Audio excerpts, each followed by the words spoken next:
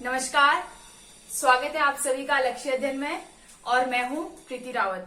तो आज मैं जो आप लोगों के लिए टॉपिक लेकर आई हूं बहुत ही छोटा सा टॉपिक है, लेकिन बहुत ही इम्पोर्टेंट टॉपिक है। क्योंकि इस टॉपिक से मैं अगर पर्सनली अपनी बात करूं तो मेरी तो जब तक मुझे ये समझ में नहीं आया था कि ये जिस टॉपिक के बारे में अभी अभी हम बात करने वाले हैं, इस टॉपिक का जब तक मुझे समझ नहीं आया था कि कौन सा वर्ण यूज होता है, कौन सा अक्षर यूज होता है, क्या कैसे ये बनता है, मैं हमेशा गलतियां करते आती थी। तो मुझे लगा कि इस टॉपिक के बारे में मुझे आप लोगों से भी शेयर करना चाहिए। क्योंकि वर्णमाला से हिंदी का अगर मैं बात करूं तो हिंदी की हम बात करने वाले हैं अभी, और हिंदी में भी हम वर्णमाला की बात कर रहे हैं, और वर्णमाला में भी मैं संयुक्ताक्षर की बात कर रही हूँ। ठीक है, तो संयुक्ताक्षर में क्योंकि हालांकि मैंने वर्णमाला पे बहुत वीडियो भी बनाई है, इसमें आप अगर प्लेलिस्ट में जाएंगे लक्ष्य अध्ययन के तो आपको वहां पे मिल जाएगा। लेकिन हो सकता है कई बच्चे ऐसे हैं कि जिनको इतना टाइम नहीं है पूरी वीडियो देखने का, तो वहां से, और संयुक्ताक्षर मैंने उसमें बहुत बाद में जाके समझाया है।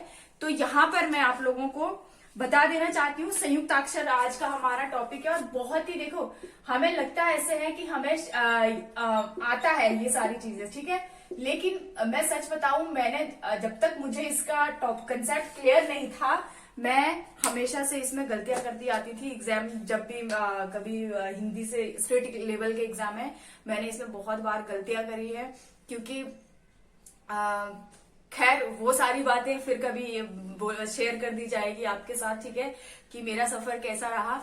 लेकिन अभी हम डिस्कस करते हैं। मुझे जब चीजें समझ आई कि अच्छा ये संयुक्ताक्षर ऐसे हैं, तो मैं आप लोगों के साथ शेयर करना चाहती हूँ कि ये जो संयुक्ताक्षर होते हैं ये कैसे बनते हैं, और कैसे हम इनको, अगर शब्दकोश के हिसाब से अगर हम शब्दकोश की बात करते हैं, हिंदी शब्दकोश को हम जब भी खोलते हैं, यानी कि हिंदी डिक्शनरी को हम जब भी देखेंगे, तो क्ष, त्र, ज्ञ हमने पढ़ा था संयुक्ताक्षर कौन कौन से होते हैं हमारे पास, क्ष,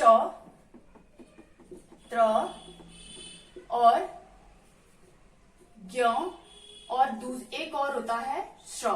ठीक है, आज हम इनके बारे में पढ़ेंगे। ठीक है, तो जब भी हम इन शब्दों के बारे में पढ़ते हैं, सॉरी इन शब्द नहीं, इन संयुक्ताक्षरों के बारे में जब भी हम पढ़ते हैं, तो हमने, अगर हम सिंपली बताएं कि चलो क्षत्रिय का मीनिंग तो हमें पता है, कोई ऐसा शब्द आ जाए जिसका हमें, जो क्ष से शुरू हो रहा है, इस वर्ण से शुरू हो रहा है, लेकिन उसका हमें मीनिंग नहीं पता, उस शब्द का हमें मीनिंग नहीं पता। ठीक है, कोई ऐसा शब्द जो जिसकी शुरुआत किससे हो रही है, अक्षर या इनमें से किसी भी एक शब्द से हो रही है, ठीक है, एक वर्ण से हो रही है, उस शब्द को अगर हम शब्दकोश में ढूंढना चाहें, यानी कि अगर हम हिंदी की डिक्शनरी में, जैसे हम इंग्लिश के लिए हमें कोई इंग्लिश का मीनिंग नहीं पता होता है, हम फटाफट से डिक्शनरी उठाते हैं, उसमें देखते हैं।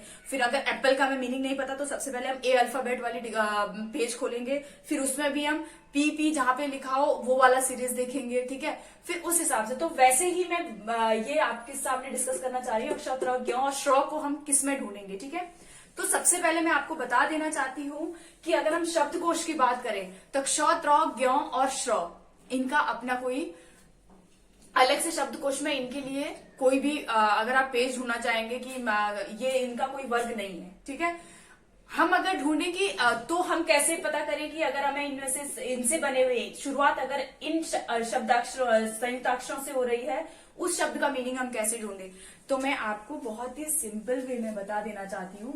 ठीक है, इसीलिए वीडियो को बहुत लंबा नहीं रखेंगे, बहुत ही छोटा रखेंगे। क्ष,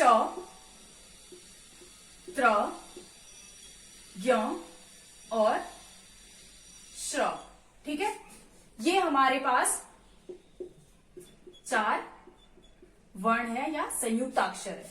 ठीक है, संयुक्ताक्षर है हमारे पास। ठीक है, अब हमें ढूंढना है क्ष का मीनिंग, तो हम कौन से शब्दकोश में जाएंगे। ठीक है, शब्दकोश के कौन से वर्ग में जाएंगे जिसमें हमें क्ष का मीनिंग मिल जाए। ठीक है, तो ये जाएंगे हम क वाले शब्दकोश में। ठीक है, और अगर हम बोलें कि अब अगर हमसे ये पूछा जाए कि ये जो, और अगर हम त की बात करें तो त्र से अगर हमें कुछ ढूंढना है तो हम कहाँ जाएंगे, त के पास। ज्ञ से अगर हमें ढूंढना है तो हम कहाँ, किसके पास जाएंगे, जौ के पास। और अगर हमें श्र से संबंधित कुछ ढूंढना है तो हम कौन से वाले वर्ग में जाएंगे, श में। ठीक है, कौन से वर्ण में जाएंगे, श वर्ण में जाएंगे। ठीक है, तो ये तो है क्ष, त्र, ज्ञ, श्र, जहां से हम इनके मतलब ढूंढ सकते हैं। यानी कि अगर हमें इसका मीनिंग नहीं पता, इसका अर्थ नहीं पता, तो हम अगर हम इन वर्णों के शब्दकोश में जाएंगे तो वहां से हमें इनका मीनिंग मिल जाएगा। क्योंकि ये जो वर्ण है, ये जो संयुक्ताक्षर है, ये देखो संयुक्ताक्षर की परिभाषा क्या है? संयुक्ताक्षर की परिभाषा है जो दो ऐसे भिन्नों से बने अक्षर, दो ऐसे भिन्न व्यंजनों से मिलकर जो वर्ण बने हैं, उनको अक्षर जो बने हैं, उनको हम क्या कहते हैं? संयुक्ताक्षर कहते हैं। ठीक है, तो ये कैसे दो वर्णों से मिलकर बने हैं, दो व्यंजनों से मिलकर बने हैं? तो मैं आपको यहाँ पे बता देना चाहती हूँ कि ये जो क्ष है, ये किस किस से मिलकर बना है? ये बना है क प्लस श। ठीक है, ध्यान देना है आपको, क प्लस श से मिलकर बना है क्ष। अगर हम त्र की बात करते हैं तो ये मिलकर बना है त प्लस र। ठीक है, और अगर हम ज्यों की बात करें तो ये मिलकर बना है ज प्लस य। ठीक है, और अगर हम श्र की बात करें तो ये मिलकर बना है श प्लस र, यानी कि श्र। ठीक है, अब अगर हम इनका भी देखो, गलत ये भी नहीं है। ठीक है, गलत ये भी नहीं है, लेकिन कभी कभी आपको क्या दे दिया जाएगा एग्जामिनेशन सेंटर में आपको क्या दिखेगा?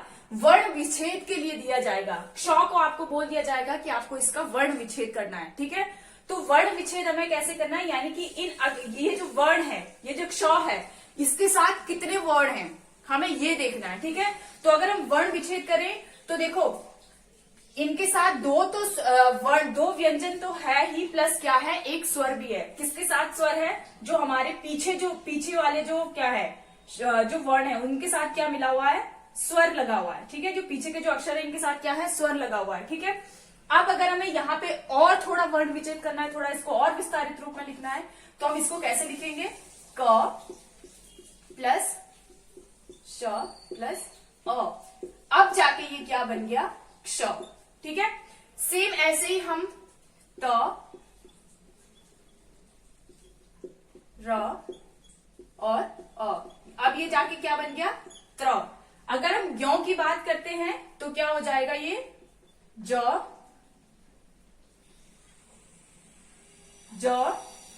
हलंत के साथ आएगा। ठीक है, इसको हम हलंत कहते हैं। ठीक है, इससे आधा हो जाता है, वर्ण जो भी होता है वो आधा हो जाता है। यानी कि इसके साथ ये कैसा है? इसके साथ अब स्वर नहीं है। जहां पे भी आपको ये हलंत लिखा हुआ दिखेगा, इससे साफ मतलब नहीं है कि जिस वर्ण का हम उच्चारण करने जा रहे हैं वो स्वर रहित है, उसमें कोई स्वर नहीं है। ठीक है, तो ज प्लस, अब हमें क्या करना, सॉरी य।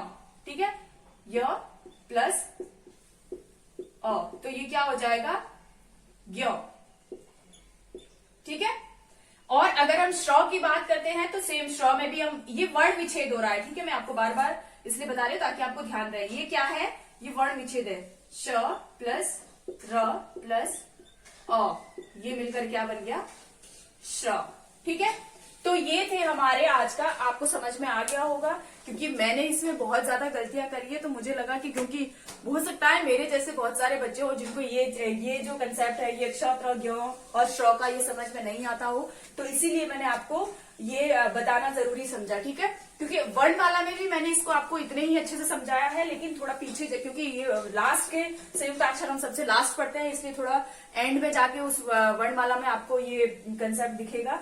तो मैंने इसलिए सोचा कि आपको थोड़ा सा बता देती हूँ, ताकि आपको उतनी लंबी वीडियो अगर आप नहीं देख पा रहे हैं, यहां से क्वेश्चन क्योंकि बहुत ज्यादा बनता है। ठीक है, तो आपसे पूछा जाता है कभी कि क्ष किन दो व्यंजनों से मिलकर बना है या किन दो अक्षरों से मिलकर बना है, और आपके पास ऑप्शन ये भी दिया जाता है क प्लस श, ये भी दिया जाता है, क प्लस श ये भी दिया जाता है, और क प्लस स ये भी होता है। ठीक है, तो आपको उसमें से सही जो क्या बोलते हैं हम, हाँ, हमारे पास ऑप्शन में ये तीनों दिए रहेंगे। ठीक है, तो हमारे पास जो सही ऑप्शन होगा वो कौन सा होगा? क प्लस श, यानी कि ये जो षटकोण वाला श होता है, इसके संयोग से बना होता है क्या? क्ष। ठीक है, तो आपको समझ में आ गया होगा कि कौन से, अगर हम शब्दकोश की बात करें तो कौन से वर्ग में मिलेगा, कौन से अक्षर में मिलेगा। तो क का जैसे ही हम पेज खोलेंगे तो हमें श का भी उसी में ही जाके मिलेगा, ठीक है। तो त्र की अगर बात करें तो तौ में जाके मिलेगा, ज्यो की अगर बात करें तो जौ में जाके मिलेगा, और श की अगर बात करें तो सॉरी श की बात करें तो श में जाके मिलेगा, यानी कि शलजम, ठीक है। तो ये था हमारा आज का टॉपिक। मुझे लगा कि बहुत इंपॉर्टेंट है, तो मैंने सॉरी यहाँ पे हलंत है, ठीक है, हलंत है इसीलिए पीछे अ आया है। अगर हलंत नहीं होगा तो इसका मतलब ये इसमें स्वर है, ये जो पीछे अभी जो वर्ण लिखे हुए हैं मैंने यहाँ पे, ये भी सही है, क्योंकि इसके पीछे क्या है, पीछे ओ है, स्वर है, इसीलिए हलंत नहीं लगा है, ठीक है, इसीलिए हलंत नहीं लगा है। तो ध्यान देना है आपको, और आशा है आप सभी लोगों को पसंद आया होगा, ठीक है। बहुत इंपॉर्टेंट था, एग्जाम में बहुत ज्यादा बार पूछा जाता है, इसलिए मैंने ये सोचा कि इसका एक अलग सा छोटा सा वीडियो आपके लिए बना देती हूँ, ठीक है। तो बस इतना ही था, मिलेंगे नेक्स्ट वीडियो में, तब तक आप सभी लोग अपना ध्यान रखें, खुश रहे, स्वस्थ रहे, मस्त रहे। धन्यवाद।